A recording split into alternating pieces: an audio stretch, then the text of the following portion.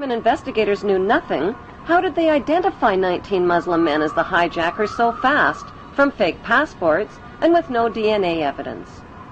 How could Muhammad Atta's passport survive the fireball explosion that supposedly cremated him, fly out of his pocket, fly out of the incinerated plane, flutter to the ground into 2 feet of debris, and end up in readable condition in the hands of investigators, all within 48 hours? Why did 19 Muslim men even need passports on domestic flights? How were passports found but not the plane's voice recorders? Why did the hijackers need passports they would never use again after their suicide flights? And why were the 19 accused Muslims not under surveillance on 911 if they were so easy to identify? The suitcase of accused ringleader Muhammad Atta was never loaded onto the hijacked plane and conveniently fell right into the hands of investigators. It was jam-packed with incriminating evidence, including a Quran, a how to fly a commercial airplane video, and a fuel consumption indicator. Why would a hijacker about to die on a suicide mission pack a suitcase? It seems Muhammad Atta was a very forgetful ringleader who carried around a lot of Quran holy books. He reportedly forgot one Quran in a Florida strip club, another in a rental car, and still another one in his lost suitcase at the airport. More incriminating evidence of flight manuals written in Arabic were found within hours of the attacks in parked rental cars at the airports. Why didn't the terrorists take a taxi to the airport? Can they be that smart and that stupid at the same time? The conspicuous trail of planted evidence continued 3 weeks after the 911 attacks, when anthrax letters killed 5 people and were clearly worded to throw the blame on Muslims. Death to America, death to Israel, Allah is great. It has since been proven that the anthrax came from a U.S. Army lab and was never mailed by Muslims. Were the 19 Muslims accused of the hijacking set up as patsies and framed? If so, who set them up? Right after the attacks, CNN deceptively and repeatedly showed an airport security video of Muhammad Atta. CNN neglected to tell viewers that the video showed Muhammad Atta boarding a plane at Portland, Maine, not the hijacked plane. There are no airport security videos of any of the 19 accused Muslims boarding any of the hijacked planes. Right after the 911 attacks, CNN reported that the U.S. government had a tape recording of Osama bin Laden telling his mother that something big was about to happen and that she wouldn't be seeing him for a while. CNN later acknowledged that the report was false. Osama bin Laden consistently denied being involved in 911 and claimed the Israeli Zionists were behind the attacks. According to Japanese, Chinese, and Indian news reports, Osama bin Laden was killed in Afghanistan in the fall of 2001 and was buried in an unmarked grave by his own men.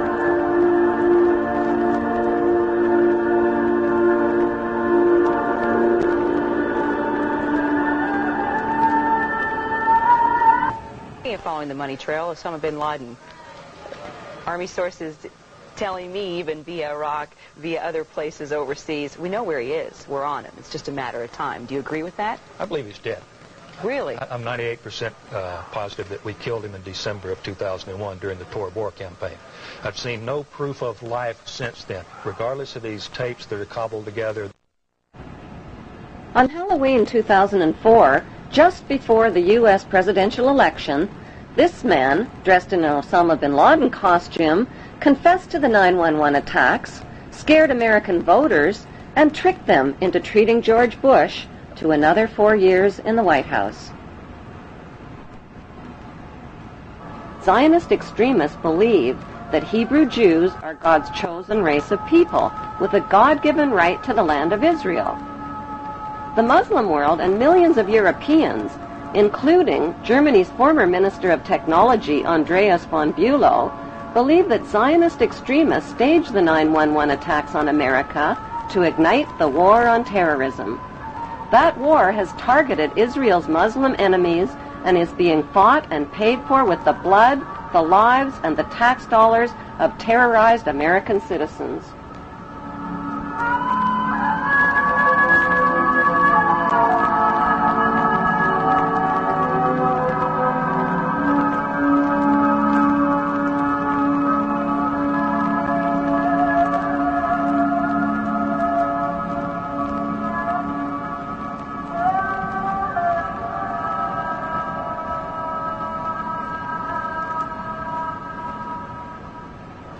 Half the world believes that 911 was a conspiracy carried out by Islamic Muslim extremists with financing from Muslim charities.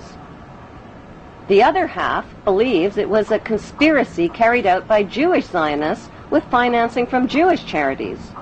Is there any evidence to support that belief? Since 911, FBI Director Mueller, BBC News, and ABC have confirmed that 7 of the 19 Muslims whose mugshots were flashed around the world did not die in the 911 crashes. They are alive and well and are victims of identity theft. An 8th accused Muslim died 1 year before the 911 hijackings even occurred. Who stole their identities, and why isn't the FBI looking for them? If the hijackers really were Muslims, why would they steal the identities of fellow Muslims and implicate them? Wouldn't they be more likely to steal Israeli identities and put the blame on Israelis? If the hijackers were Israelis, wouldn't they be likely to steal the identities of Muslims and put the blame on Muslims? Even though no one has been officially charged or convicted of the 911 hijackings, CNN and the 5 Western media monopolies have exclusively sold the American people on a Muslim conspiracy. Unfortunately, the only eyewitnesses capable of positively identifying the hijackers died on board the hijacked planes. Before flight attendant Amy Sweeney was killed on hijacked Flight 11, she picked up an airphone and reported that 4 Middle Eastern-looking men had hijacked the plane.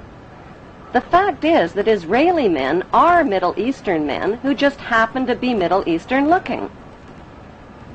The voice of the hijacker heard from the hijacked plane's voice recorder reveals that the accent of the hijacker matches an Israeli Hebrew accent. Take right and you'll be okay. We're heading to the airport. The next transmission comes seconds later. Nobody move. Everything will be okay. If you try to make any move, you'll danger yourself and the airplane. Let's take one. After 911, 1,000 Middle Eastern-looking Muslim men were swept into U.S. custody, but the media kept quiet about 60 Middle Eastern-looking Israeli men who were also taken into custody and held under great secrecy. On December 11th, Carl Cameron of Fox News ran the first of a 4-part series about a group of Israelis who were among the 911 suspects. These detained Israelis failed polygraph tests about their surveillance activities against the U.S. and were caught videotaping the 911 attacks from different angles. Fox News also reported that the evidence linking these Israelis to 911 was classified, but a leaked 61-page report from the U.S. government's Drug Enforcement Agency revealed that another 120 Israelis, posing as artists, were also rounded up right after 911. Carrying counterfeit visas and green cards, the Israelis admitted that they served in the Israeli army in explosives, electronic, and military intelligence units. Did Middle Eastern-looking Israelis who were detained as suspects after 911 steal the identities of the accused Muslims? The leaked DEA report revealed that Israelis with Israeli military backgrounds had posed as artists and lived on Sheridan Street in Hollywood, Florida, just down the street from Mohammed Atta and 3 other accused Muslims. On August 18th, 1 month before the 911 attacks, a New York Times article by reporter Sheila K. Dewan described a group of 4 foreign artists who smuggled their way into the World Trade Center just months before 911. The artists occupied studio space free of charge on the 91st floor with 14 other artists and claimed to be writing a book called The Bee Thing. They also claimed that they constructed a temporary balcony on the 91st floor as a prank. Somehow, these so-called artist pranksters escaped the attention of the World Trade Center's heavy security companies.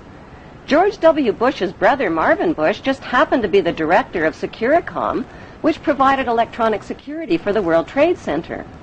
By some mysterious coincidence, Marvin Bush's company also provided electronic security for 911's United Airlines and 911's Dulles Airport. So what were 18 foreign artists really doing living free of charge in one of the world's most expensive rental spaces? Many top engineering and demolition experts believe that the Twin Towers were rigged with explosives which caused the buildings to implode vertically in a typical controlled demolition. The reason the collapsing buildings looked like a controlled demolition, say experts, is because they were a controlled demolition. Photos and video recordings confirm that explosions occurred at the base of the two towers as well as in Building 7 before they fell.